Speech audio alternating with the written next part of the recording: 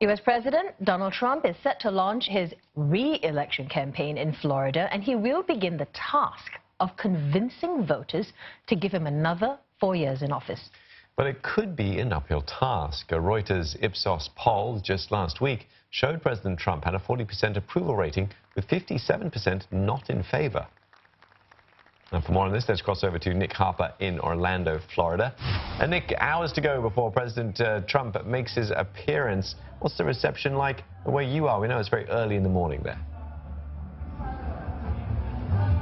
It's very early, but as you can hear, it's also very lively. The band has just started up. It's 8:30 in the morning, about 12 hours until the president takes to the stage here in Orlando. But the people behind me are very much Trump supporters. They've been queuing, some of them through the night, sleeping on the streets to make sure that they get a spot inside this complex. About 30 minutes ago, they let them into this outside spillover arena. Later on in the day, they'll get the chance to go inside the big sports stadium that holds 20,000 people. So for the next few hours, they'll be out here listening to the music, chanting as they were just a few moments ago, chanting 4 more years.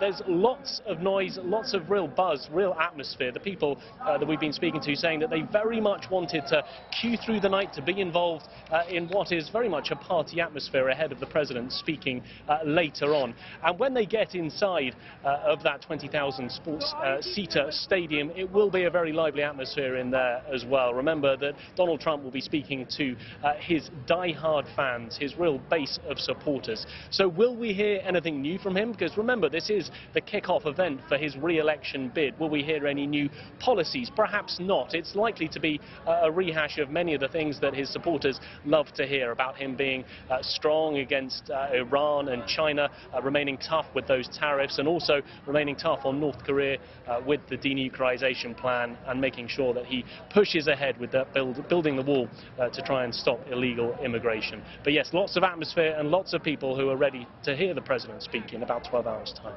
All right, Nick, you know, President Trump considers Florida his second home. He's got lots of country clubs there. Is he looking to seal a key battleground state early? Because after all, it's also, you know, the first Democratic primary takes place in Miami, and that's going to happen next week.